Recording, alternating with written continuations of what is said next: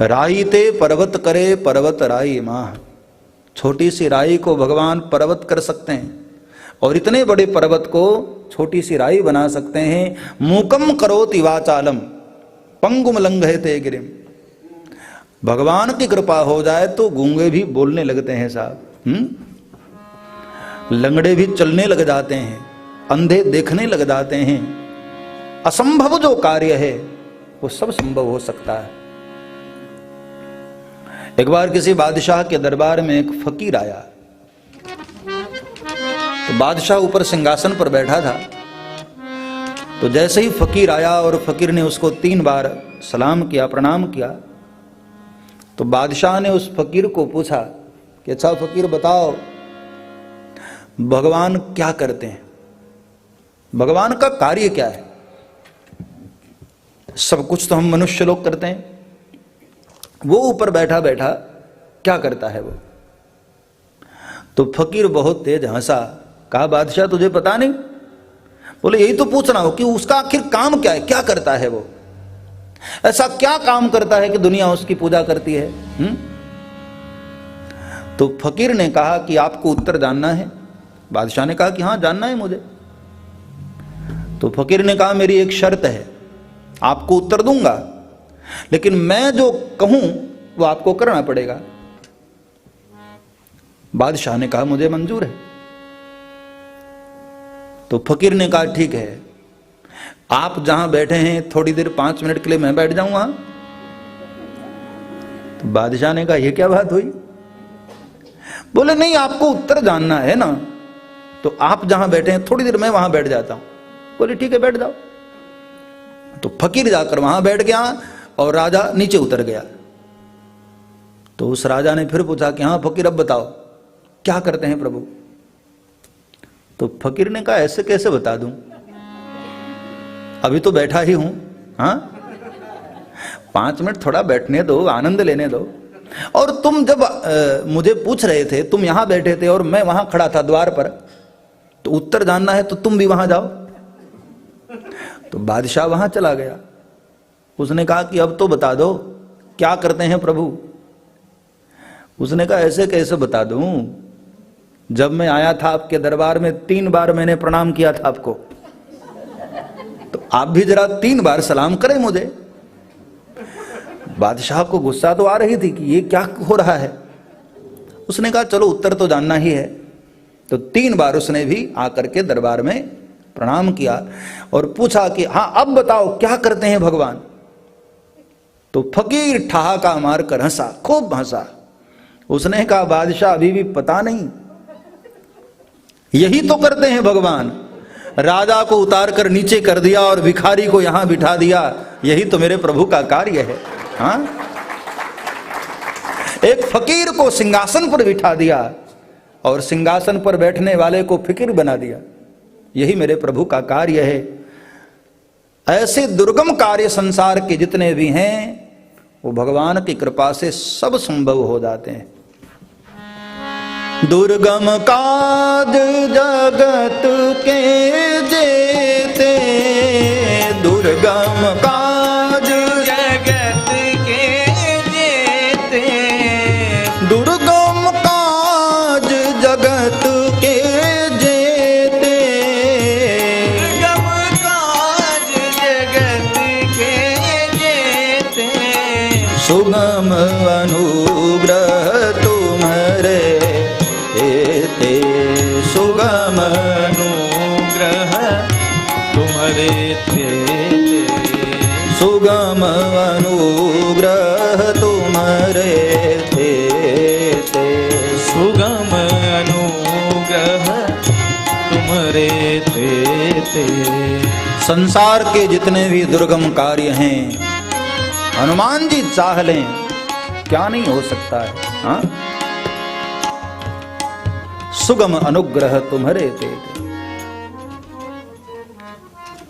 आप कोई भी लिस्ट बना लीजिए कि ये सब कार्य दुर्गम है, दुर्लभ है, बहुत कठिन है, हनुमान जी कृपा करें तो सब कुछ संभव हो सकता है। रामायण में उदाहरण है साहब, देखो सबसे कठिन कार्य है किसी को जीवन दान देना। बहुत दुर्गम कार्य है। किसी को मार देना ये सरल है, लेकिन जीवन देना बहुत दुर्गम कार्य, इम्पॉसिबल। लेकिन हनुमान जी महाराज ने वो किया, जीवन दान दिया, प्राण दान दिया हनुमान जी ने। महात्मा बुद्ध जब अंगुलीमाल के पास जा रहे थे, वो कहानी आपने सुनी होगी।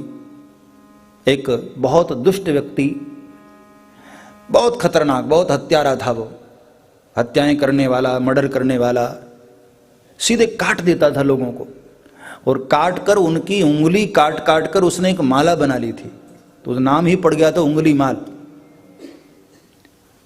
एक जंगल में रहता था वो। तो महात्मा बुद्ध एक बार उधर से गुजरे, तो गांव के लोगों ने कहा कि महाराज उधर से मत जाइए, वहां एक बहुत खतरनाक व्यक्ति रहता है, अंगुली माल। लोगों को मार करके वो उनकी उंगलियां काट करके माला पहना लिया है, एक उंगली की और उसको जरूरत है, और कहीं ऐसा ना हो कि वो आपकी ही उंगली। महात्मा बुद्ध ने कहा होगी सो देखी जाएगी, चलो। और महात्मा बुद्ध हाथ में कमंडल लिए हुए चले, और जैसे ही बीच घने जंगल में पहुंचे, अंगुलीमाल को पता लग गया कि कोई आ रहा है। महीनों से कोई नहीं आया था, कौन जाए अंदर मरने के लिए। और महात्मा बुद्ध आए और दूर से उसने देखा, उसने कहा कि ओ बाबा ठहरो, आगे मत बढ़ना, शायद तुम्हारे साथ किसी ने मजाक कर दिया है, तुमको बताया नहीं कि यहां अंगुलीमाल रहता है। महात्मा बुद्ध ने उसकी बात अनसुनी कर दी, आगे बढ़ते रहे। तो फिर उसने कहा कि लगता है तुम्हें सुनाई नहीं देता है। मेरे राम ऐसे है मेरे राम समान उदार कौन होगा, राम समान पति कौन होगा। हाँ, चंचल नारी की नैन छुपे नहीं, प्रीत छुपे नहीं पीठ दिखाए, छुपे नहीं पीठ दिखाए। कवि गंग कहे सुनु सायक बरक, कर्म छुपे न भभूति रमाए, कवि गंग कहे सुन कर्म छुपे न भभूति रमाए।